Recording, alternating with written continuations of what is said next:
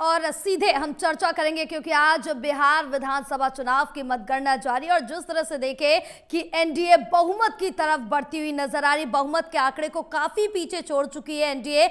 अब जिस तरह से देखें कि प्रचंड जीत दर्ज कर रही है, मतगणना बहरहाल अभी जारी है। हमारे साथ खास मेहमान भी जुड़ चुके हैं, चर्चा करेंगे। सबसे पहले तारुफ करा देते हैं उनका। हमारे साथ जेबा खान कांग्रेस प्रवक्ता है जुड़ी हुई है, ऋषभ तिवारी बीजेपी प्रवक्ता हमारे साथ जुड़े हुए। आप दोनों का हमारे खास चर्चा में बहुत स्वागत है।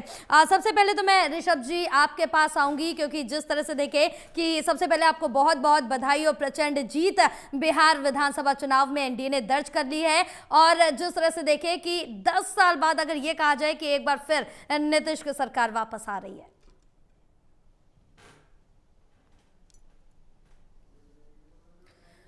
ऋषभ जी आपकी आवाज हम तक पहुंच नहीं पा रही है, आप अपना म्यूट हटा लीजिए।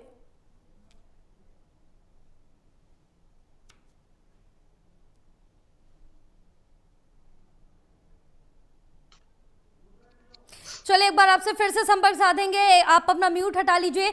ज़ेबा जी आपके पास आऊंगी क्योंकि जिस तरह से देखें कि बिहार विधानसभा चुनाव के जो नतीजे हैं वो लगातार देखने को मिल रहे हैं, मतगणना जारी है, लेकिन एनडीए बहुमत की तरफ बढ़ चुकी है और महागठबंधन को इस तरह की हार का सामना करना पड़ेगा, ये नहीं सोचा था। देखिए ये तो आप भी बोल रही हैं नहीं सोचा था और ये जनता भी अचंभे में होगी और मैं भी शॉक्ड हूं क्योंकि हम सिर्फ चैनल पर नहीं बैठते हैं। मैं बिहार में भी थी, जमीन पर थी, लगातार बिहार के गांवों में जा रही थी, लोगों से मिल रही थी, पर इस तरह की लहर तो मुझे कहीं दिखी ही नहीं।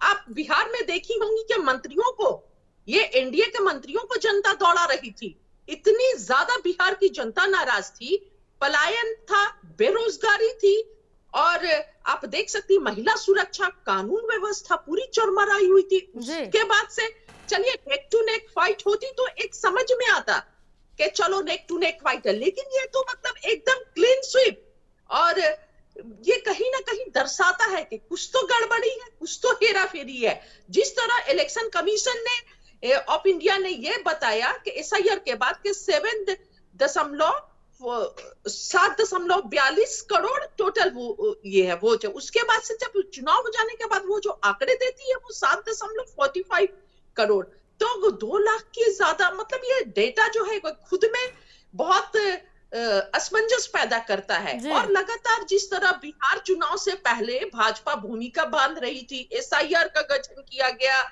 घुसपैठिए घुस आए और जब इलेक्शन कमीशन से घुसपैठियों का मांगा गया कि डेटा आप दीजिए कितने घुसपैठिए आए, कोई डेटा उनके पास नहीं था। और मैं तो बिहार के जमीनों में थी, लोग मतलब जहन्नम वाली जिंदगी बिहार में, गरीब लोगों की हालत बहुत खराब है। घर के सामने से नाली, कूड़ा, गंदगी, स्कूल 2 किलोमीटर, 3 किलोमीटर, 5 किलोमीटर। आप सोचिए जिस गांव में स्कूल 5 किलोमीटर होंगे तो बच्चे क्या पढ़ेंगे, बच्चे तो ड्रॉप करेंगे ना।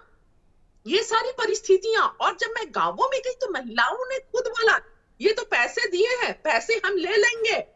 ये हम नहीं बोल रहे थे, वो खुद से बोल रही थी, लेकिन हम वोट जो है महागठबंधन को देंगे, तेजस्वी जी को देंगे, राहुल जी के लिए वोट करेंगे। और कहीं ये इस तरह की लहर जो आज का रिजल्ट है अनबिलीवेबल, मैं खुद शॉक्ड हूं कि, और एक बात और, हरियाणा चुनाव में भी यही था, जब बैलेट पेपर की गिनती हो रही थी हम आगे चल रहे थे, आगे क्या बहुत आगे थे। आज बिहार चुनाव में भी यही हुआ, बैलेट पेपर जब तक चलते रहा अच्छा था, उसके बाद से जैसे ईवीएम खुलता है उसके बाद से एकदम रिजल्ट कुछ और ही दिखता है। तो ईवीएम खुलते ही कोई जिन निकल जाता है, ये जो जादुई कारनामे कर देता है, वो समझ में नहीं आया मुझे कि धरातल पर कुछ और मंत्रियों को दौड़ाया जा रहा है, मारा जा रहा है। और ऐसी स्थिति के इन्हें पूरे देश से गुजरात ही मिला जो 11 आईपीएस ऑफिसर चुनाव में बिहार में पोल करवाने के लिए बुलाए गए। 11 आईपीएस ऑफिसर, अमित शाह खुद बैठे हुए थे, अडानी जी बैठे हुए थे, वहां पर बिहार में बैठे हुए थे। उसके बाद से जनता में सिर्फ नाराजगी थी और रिजल्ट जस्ट ऑपोजिट, अनबिलीवेबल, जो इमेजिन नहीं किया जा सकता। सभी के मुंह पर यही है कि ये तो इमेजिन ही नहीं किया जा सकता है। बिल्कुल जमीन पर थे, सिर्फ चैनल पे नहीं बोल रहे जी चैनल। और एक बात और मैं बताऊंगी, एक बात और बहुत संदेहास्पद है कि जिस तरह अलग अलग देखिए जी ये वोट, एक व्यक्ति का वोट जिनका जो मेघराज जी है, मेघराज पटवा जी जी है, ये राजस्थान से है।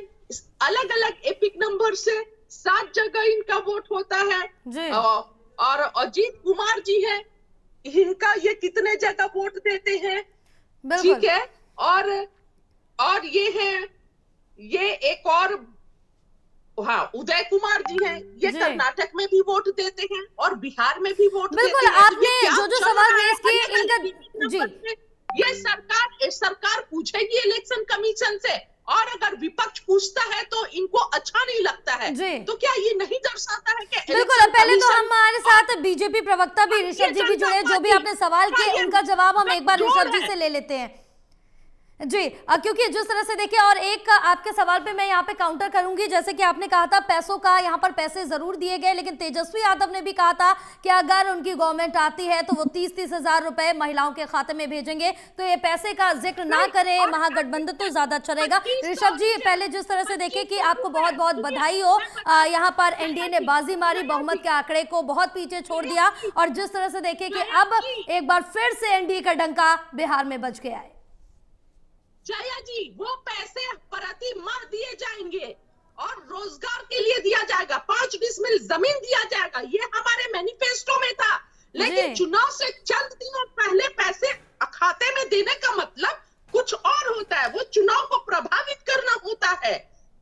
और हमने जो वादे किए हर स्टेट में हमने वो पूरे किए। हम तेलंगाना, कर्नाटक में दे रहे हैं, मैया सम्मान योजना के तहत 2000 रुपए दे रहे हैं, तेलंगाना में दे रहे हैं, झारखंड में मैया सम्मान योजना के तहत 2500 रुपए आ रहे हैं खाते में। लेकिन आप भाजपा का पता कीजिए, दिल्ली में जो वादे किए थे नहीं आ रहे हैं, मध्य प्रदेश में वादे किए थे नहीं आ रहे हैं, महाराष्ट्र में वादे किए थे नहीं आ रहे हैं, छत्तीसगढ़ में वादे किए थे, सब झूठे। लेकिन हम जो वादे करते हैं पूरे करते हैं।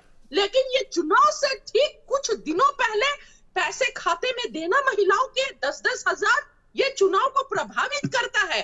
और अफसोस की बात है कि आज इलेक्शन कमीशन जो है वो किसी पार्टी विशेष के लिए काम कर रही है। अगर निष्पक्ष होता तो इस पर अंकुश जरूर लगता और कड़ी कार्रवाई होती और पूछताछ किया जाता।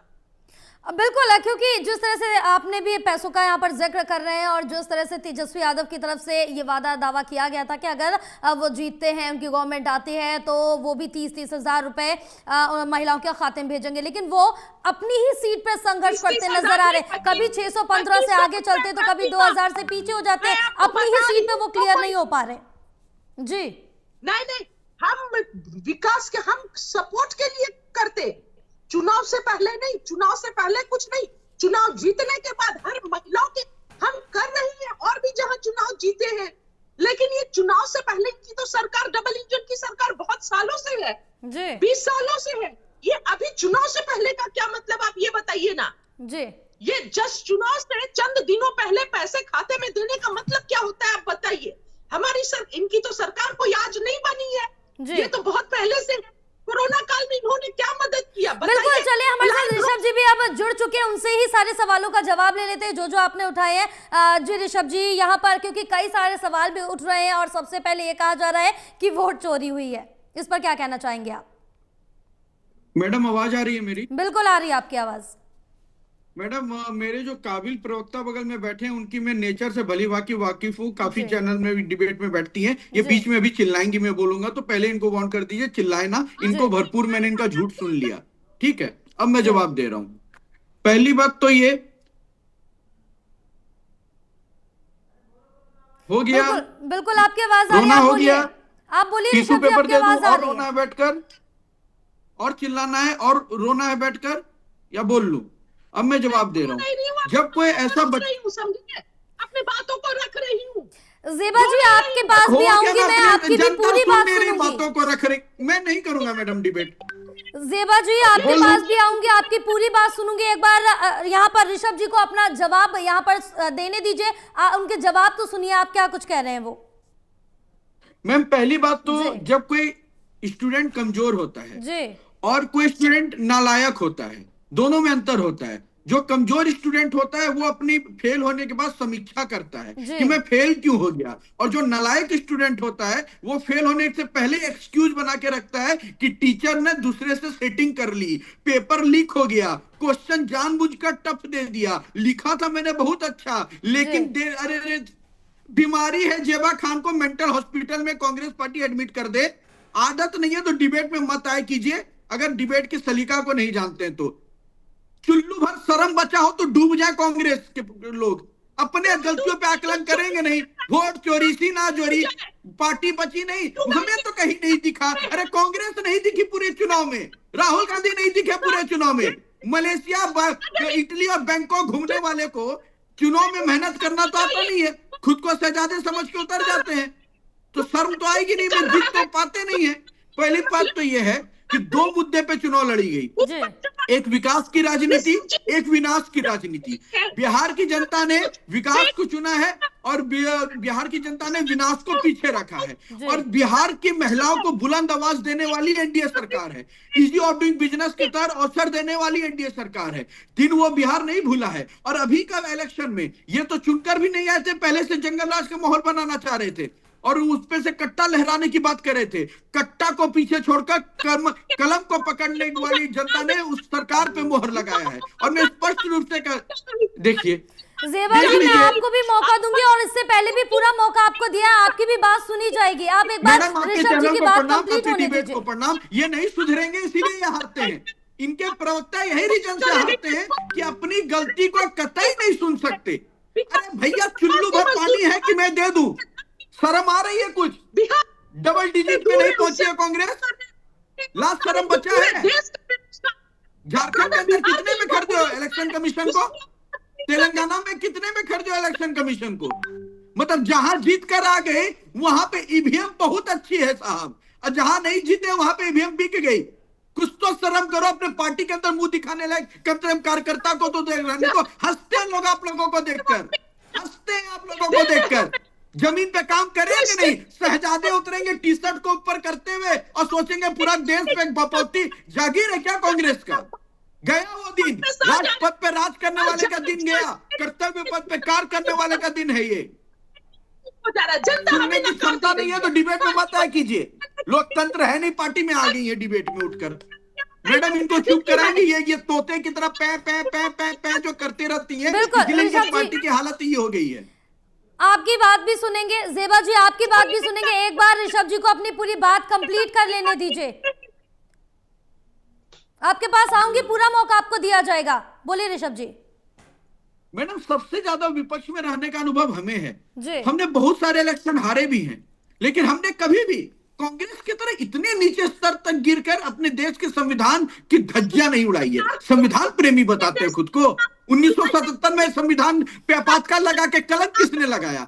दंगा की बात करते हैं, 1983 दंगे किसने करवाए? आतंकी हमले की बात करते हैं, 26/11 हो गया, चुप है। एक भी मौलाना मुसलमानों के अगेंस्ट ये लोग बोल के नहीं दिखाते, जिनके हाथ से पत्थर और आरडीएक्स निकलता है। तुष्टिकरण की प्रकाष्ठा रखती कांग्रेस। मैडम आपके चैनल को प्रणाम है, ऐसे बदतमीज प्रवक्ता अभी भी नहीं सबक सीख रहे हैं, चुनाव हार गए हैं यही लक्षण से।